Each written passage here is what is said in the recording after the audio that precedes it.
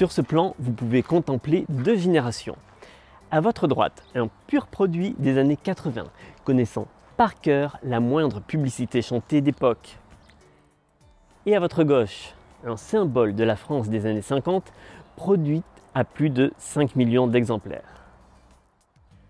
Et pourtant, le plus âgé n'est pas forcément celui que l'on croit. En effet, cette 2 chevaux est rétrofitée. Elle a troqué son moteur thermique contre un pack de batterie et je vais vous faire découvrir cela.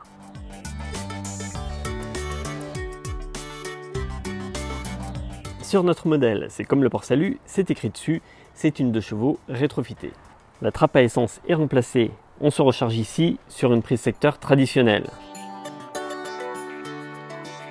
Et à l'intérieur, on a une jauge qui n'est pas à essence comme c'est indiqué, mais une jauge électrique qui nous permet de savoir où en est le niveau de charge. Ici, on est plein, on va pouvoir partir. Alors il y a quelques automatismes à prendre. Pour le rétroviseur, c'est à la main. Même chose ici. Si la voiture est électrique, pour les réglages, il faut oublier tout le reste. Quelques subtilités. Ici, j'ai le frein à main. Et ici, le levier de vitesse. Il est assez simple à utiliser. J'ai essentiellement une marche arrière et une marche avant. On peut choisir les rapports, mais en fait, à partir du moment où on est sur une marche avant, c'est constant, on ne cale pas, on peut avancer. On va faire simple. L'idée, c'est de profiter, tout simplement. Frein à main enlevé. On a tendance à l'oublier et cocotte avance.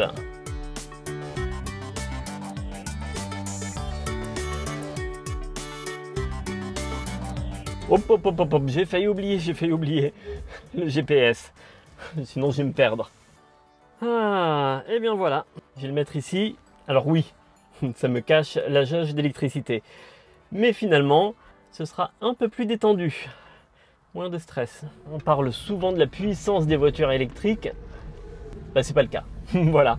Alors on a un bruit de moteur électrique différent finalement des bruits d'électrique moderne. On a quelque chose d'un peu brut. La direction par contre elle est légère.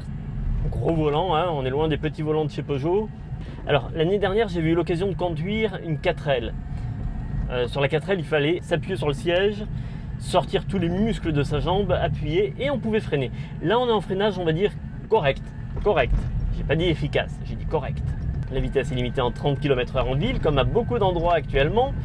Ça tombe bien, elle donne pas envie d'aller beaucoup plus vite. Par contre au niveau des dodanes, comme souvent sur les anciennes, on peut les prendre assez bien. Il y a le regard étonné des gens quand même qui font c'est quoi ce véhicule? C'est une 2 chevaux mais elle est bizarre, elle fait pas le bruit d'une 2 chevaux.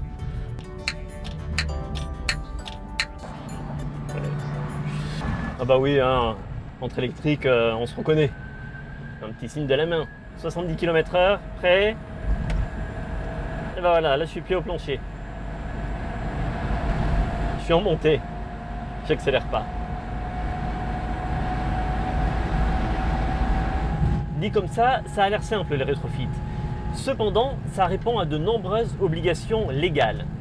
Alors, pour reprendre un célèbre lancement télévisuel des temps anciens, je vais vous dire, le rétrofit, comment ça marche.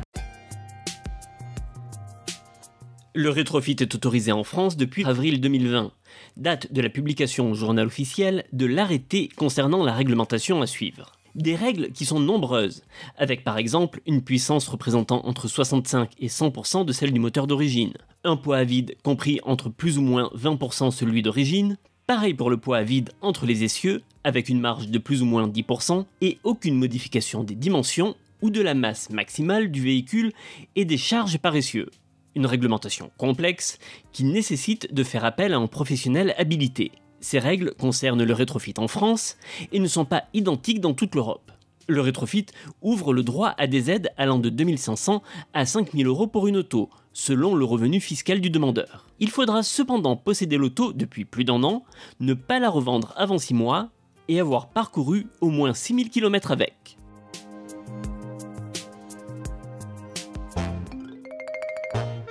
Avec ses 90 km d'autonomie, le Cassis-Paris, ça n'est pas encore pour aujourd'hui.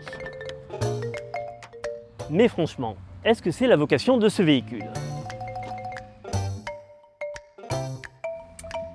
Je ne pense pas.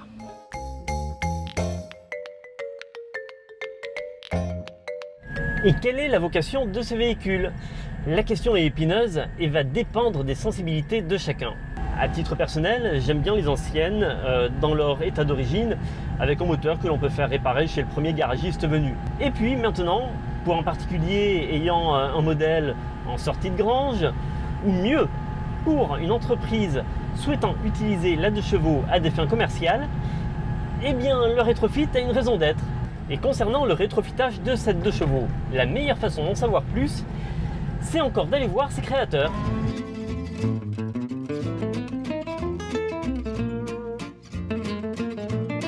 À Paris, à Cassis, je suis avec Stéphane Vimez, le directeur général de Airfit.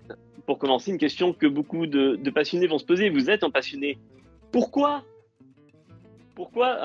transformer une ancienne en électrique? Pourquoi la transformer? D'abord pour qu'elle vive.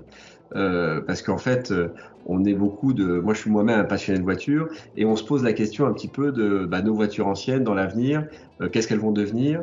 Alors, il y a des aspects de réglementation, mais il y a des aspects surtout de rapport à l'automobile. On voit que les plus jeunes générations qui arrivent, elles ont un rapport d'automobile qui est un petit peu différent d'une autre. De dire, on convertit une 2 chevaux électrique, c'est peut-être s'assurer que ce patrimoine-là, demain, soit transmis aux jeunes générations. Mais quel est le coût aujourd'hui pour transformer une ancienne en électrique? En gros, le coût de la transformation, c'est 13 900 € hors prime. Il se décompose entre le prix du kit et la pose. Il y a une vingtaine d'heures de main-d'œuvre pour poser le kit sur le véhicule. Ou alors vous achetez un véhicule déjà converti. Donc là, le prix varie bien évidemment avec le prix d'acquisition du véhicule d'origine. Et il y a aujourd'hui le bonus VO, VE qui est éligible pour le rétrofit et qui ramènerait le coût à un peu plus de 20 000 €.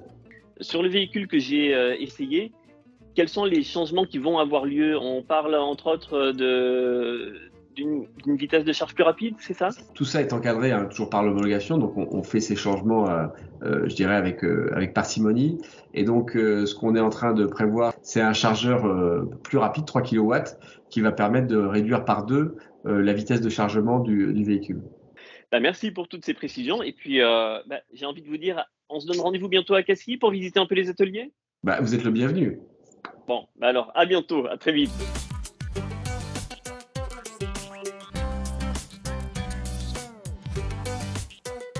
Alors, ça serait intéressant de comparer avec une 2 chevaux. Il paraît qu'on a un peu plus de couple. C'est pas foufou, hein. C'est quand même des accélérations qui ne sont pas très franches. On va pas attaquer. Souvent, on dit les électriques, c'est des grosses accélérations. Non, non, non. Là, on est sur de l'accélération à l'ancienne. En fait, on a beaucoup d'éléments qui restent des éléments à l'ancienne. Il y a du bruit, ça tremble. J'ai chaud, il faut que j'ouvre la ventilation. Il n'y a rien de moderne dans cette voiture, si ce n'est le moteur. Je dois avouer, je ne suis pas forcément fan de rétrofit. Mais il y a quand même un plaisir à conduire cette auto. Sur les routes de campagne, là où il n'y a personne, de préférence, pour profiter tranquillement.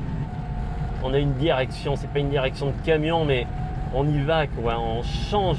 C'est pas les habitudes des autos modernes. Je vais freiner pour entrer dans le village. En plus, il y a un contrôle radar a priori. C'est pas facile de connaître sa vitesse. Ce serait quand même ballot de perdre un point sur un essai de véhicule électrique à rétrofiter. Mince, à l'époque, il n'y avait pas de radar.